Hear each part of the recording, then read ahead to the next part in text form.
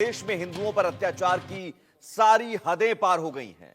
मंदिरों में तोड़फोड़ की जा रही है, हिंदुओं को मारा पीटा जा रहा है, मंदिरों के प्रमुखों को गिरफ्तार किया जा रहा है। यूनुस सरकार खुलकर हिंदुओं के खिलाफ है।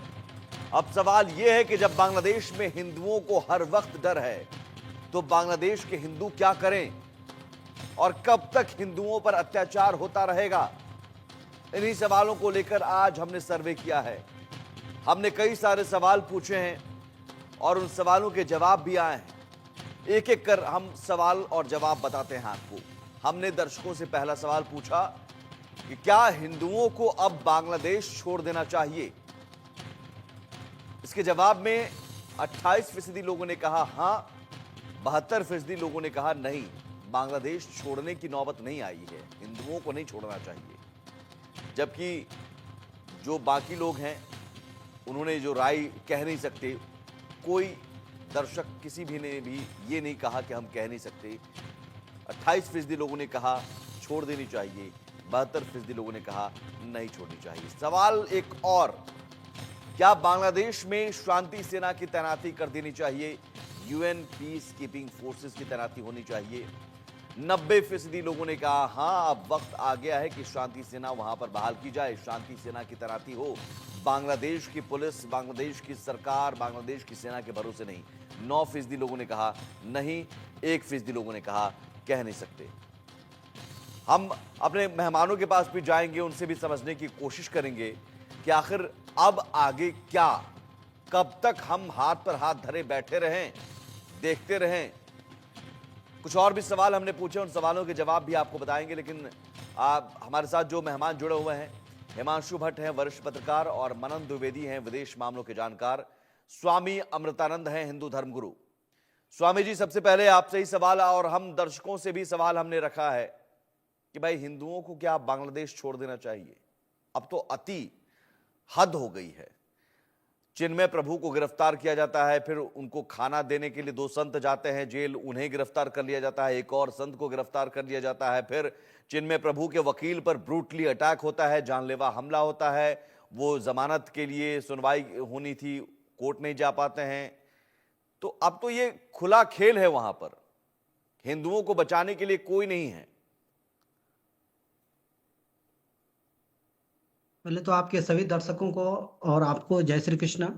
और बहुत चिंता का विषय ये है कि अब आप देखिए कि जो बांग्लादेश में हो रहा है वो पहले सभी देशों में हो चुका है, ये नहीं है कि नया है। साधु संतों ने बांग्लादेश की भूखमरी को भी मिटाने का काम किया। ऐसे भूखे भूखे, मतलब अगर मैं खुले भाषा में, भूखे नंगों को भी उन्होंने वस्त्र दिया, कपड़ा दिया। उन साधुओं को गिरफ्तार किया जा रहा है।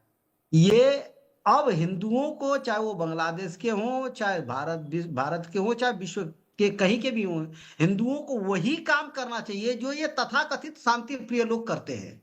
वही काम, एज इट इज वही काम कर देना चाहिए। जैसे उनकी धार्मिक भावनाएं आयत हो जाती हैं, जैसे वो पत्थर बरसाने लग जाते हैं, जैसे वो मारकाट करने लग जाते हैं, जैसे सरतन से जुदा करने लग जाते हैं, जो भी काम वो करते हैं, सेम वही काम अगर हिंदू नहीं करेंगे तो भारत में भी, बांग्लादेश की तो बात छोड़िए, भारत में भी अब ये दिन ज्यादा दूर नहीं बचा। इन लोगों ने नाश मचा के रख दिया मानवता का, इन्होंने तार तार करके रख दिया। कुछ आ जाते हैं ये टीवी चैनल पर, आपके पास आएंगे, बड़ा शांति। मैं कह रहा हूं जैसे ये करते हैं ना, वैसे ही हिंदुओं को अब कर लेना चाहिए, सेम वही सारा प्रोसेस। थोड़े दिन के लिए मुझको भी कभी कभी लगता है कि हम गीता आदि के सिद्धांतों को थोड़ी देर के लिए अलग रख दें, और थोड़ी देर के लिए हम सनातन धर्म को ध्यान में रखते हुए मोहम्मद के ही सिद्धांतों को मान लें तो ज्यादा अच्छा है। नहीं, तभी ये सनातन धर्म बचेगा, और कोई उपाय नहीं दिख रहा नहीं है नहीं हमें। नहीं, इसका मतलब ये तो बहुत निराशा है हिमांशु जी। तब तो फिर यहाँ मोदी सरकार है, हम बीजेपी की सत्ता है केंद्र में, राज्यों में, और हिंदुत्व की बात यहां पर हो रही है। तो फिर ये इतनी निराशा कि अब क्या करें? अब साहब, अब हम खुद शस्त्र उठा लें, हथियार उठा लें? और सवाल जो हमने पूछा, हैरान करने वाली बात है कि कई लोग कहते हैं कि अब बांग्लादेश भी छोड़ देना चाहिए। तो कहां कहां जाइए, कहां कहां भागिएगा आप? पाकिस्तान से आपको भगा दिया गया, बांग्लादेश में 36% से 6% आ गए और वहां से अब भागने की नौबत वो चाहते ही हैं कट्टरपंथी की भाग जाए। और शांति सेना बहाल करने की बात भी हमने सवाल पूछी, तो शांति सेना से समस्या का समाधान होगा? समाधान तो नहीं होगा और फिलहाल तो नहीं होगा। देखिए, रियल पॉलिटिक्स, वास्तविक राजनीति को जब हम देखें, वैश्विक वास्तविक राजनीति और वैश्विक परिप्रेक्ष्य में जब देखें, तब ये खाली हिंदुओं की प्रताड़ना नहीं हो रही है, ये भारत को उकसाने का एक प्रयत्न हो रहा है, जिसे हम वैश्विक डीप स्टेट कहते हैं। ये समझना बहुत जरूरी है। आज ये जो लेफ्टिस्ट लिब्रांडो कबाल है, ये जो जिहादी तत्व है, वो चाहते हैं कि भारत के चारों ओर आग लगे और जो आग के अंदर भारत सुलझे। आपको ताज्जुब होगा, किसी ने बहुत ध्यान नहीं दिया होगा, एक बहुत बड़े कहे जाने वाले सर्वेक्षणकार हमारे देश के, वो कहते हैं, महाराष्ट्र में जब हारे ना, तब वो कहते हैं कि अब तो लोकशाही का मॉडल फेल हो गया, हमें तो बांग्लादेश का मॉडल चाहिए। मतलब कि ये भारत को किसी न किसी तरह उकसाने का प्रयत्न कर रहे हैं। और जैसे हमने 4 सालों के अंदर पाकिस्तान को ठीक किया, रोटी रोटी के लिए मोहताज कर दिया, यही स्थिति बांग्लादेश की करनी चाहिए। उसकी वजह यह है कि जब तक उनके पेट में निवाला जाता रहेगा, जब तक हम मानवीय परिक्षेप में आके दवाइयां बेचते जाएंगे, तब तक ये जिहादी तत्व वहां बैठे हुए हिंदू भाइयों का कत्लेआम और प्रताड़ना करते रहे। अभी इनको सीधा करने का तरीका सिर्फ एक है, और वो सीधी बात है कि देखो, चारों तरफ से भारत से गिरा हुआ ये राष्ट्र है, जिनको ये तो समझ में नहीं आता कि 1971 में भारत की वजह से उनको स्वतंत्रता मिली, मगर वो जाके इंडिया आउट का कैंपेन चलाते हैं। उनको लगता है कि हर एक कुछ जो भी वो उनको चाहिए वो चाइना से आ जाएगा, यूएस से आ जाएगा, देखते हैं हम कितना आता है। 6 ही महीने में दाल चावल और अंडे का भाव उनको पता चल गया। अभी ऐसी स्थिति के अंदर देखिए, प्रताड़ना तो होती है, मना तो मैं नहीं कर सकता, मगर यह भी इतनी वास्तविकता है, पत्रकार होने के नाते मैं बहुत जिम्मेदारी पूर्वक बोल रहा हूं ये, कि आप अगर बांग्लादेश में रहे हुए जो हिंदू है 1 करोड़ से ज्यादा, उनसे पूछेंगे तो उसमें से अधिकांश लोग कहेंगे हम क्यों वापस आए, हम क्यों भारत चले जाए, हमने अपने खून पसीने एक करके यहाँ पर रोटी कमाई है, यहाँ पर घर बनाया है, यहाँ पर जमीन ली है, उसे हम जैसे ही छोड़ के क्यों आ जाए। और बात बहुत सही है, क्यों आ जाए भाई, किसी से डर के? नहीं तो फिर नहीं, सवाल यही है कि सवाल इसके फिर वो नहीं आए, वहां अपनी आवाज भी तो बुलंद कर रहे हैं, बिल्कुल आवाज बुलंद, कई जगहों पर हिंदू इकट्ठा भी हो रहे हैं, लेकिन उन्हें गिरफ्तार कर लिया जा रहा है, या फिर इकट्ठा हो रहे हैं उन्हें पीटा जा रहा है। मैं केवल एक लाइन बोलना और चाहूंगा, तो फिर विकल्प जी एक लाइन केवल बोलना चाहूंगा। एक, मैं किसी को देख तो नहीं पा रहा हूँ, शायद मेरे ख्याल से हिमांशु जी थे, कौन थे? हाँ, हिमांशु जी।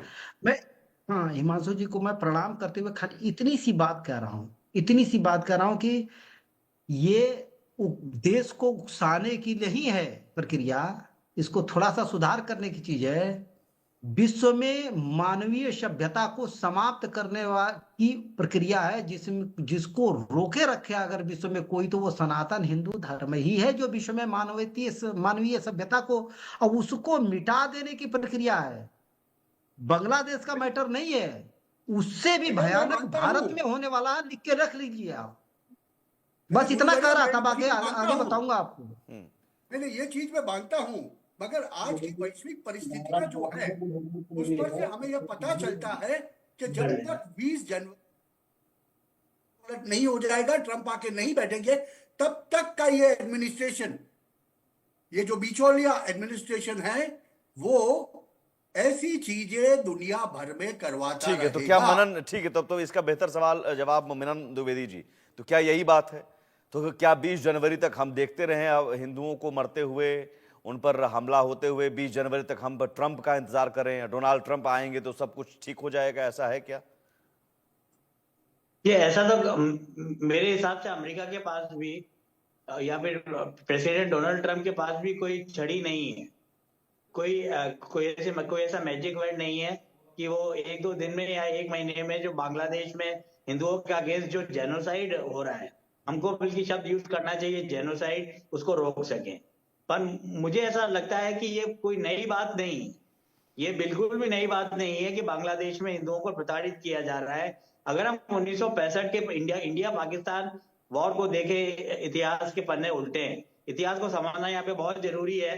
तो वहां पे एक वेस्टेड प्रॉपर्टी एक्ट आया, जिसके चलते ईस्ट पाकिस्तान में, क्योंकि उस समय पाकिस्तान ही था, बांग्लादेश का जन्म 1971 में हुआ, वहां पर जो हिंदू एंटरप्रेन्योर्स थे, जो हिंदू बिजनेसमैन थे या हिंदू नॉर्मल या गरीब मिडिल क्लास फैमिलीज थी, उनके मंदिरों को और उनकी जो प्रॉपर्टीज को, उनके घरों को, उनके कार्यालयों को बिल्कुल बांध दिया गया और उनसे ओनरशिप राइट्स छीन लिए गए। 1971 के वॉर में जब बांग्लादेश का क्रिएशन हुआ, तो वो वॉर तो 1971 में फाइट किया गया, लड़ा गया, पर उसे हम देखें कि 1965 से ही और उससे पहले से ही हिंदुओं की स्थिति वहां अच्छी नहीं थी। और अगर हम देखें कि वहां के संविधान को देखें, ये हमें चीज बिल्कुल नहीं भूलनी चाहिए कि वहां के हम संविधान को देखें तो 1971 में जब बांग्लादेश एक आजाद कंट्री के रूप में सामने आया, तब बांग्लादेश को बंगबंधु ने डिक्लेयर किया था, बंगालियों ने डिक्लेयर किया था कि वो एक सेक्युलर राष्ट्र है। पर 1988 में एक और कॉन्स्टिट्यूशन आया जिसमें 8वां अमेंडमेंट हुआ, उसमें ये डिक्लेयर किया गया कि बांग्लादेश एक इस्लामिक राष्ट्र है। और 2010 में हिफाजत इस्लाम का गठन हुआ, जिसके बाद से सारी परेशानियां भारत के लिए और शेख हसीना के लिए और वहां की सो कॉल्ड सेक्युलर गवर्नमेंट्स के लिए रही हैं। तो मुझे लगता है कि यूएन पीस कीपिंग फोर्स भी भेजी जा सकती है। मुझे कोई स्पेशल रिगार्ड नहीं है ममता बनर्जी से, पर ममता बनर्जी ने डिमांड की है बंगाल जो है नहीं, तो हमारे यूएन देश का, पीस कीपिंग वो फोर्स invested से है। आपको तो लग UN रहा है peacekeeping force भेजी कि जा ये सकती है, चीजें रुक या जाएंगी? फिर फोर्स मेजॉर यूज भी किया जा सकता है, जैसा 71 में किया गया है। ऐसा भी सोशल मीडिया में और कुछ मीडिया में ऐसा डिस्कशन भी सामने आ रहा है। मैं ये कहना चाहूंगा, शांति सेना की तैनाती से इस समस्या का समाधान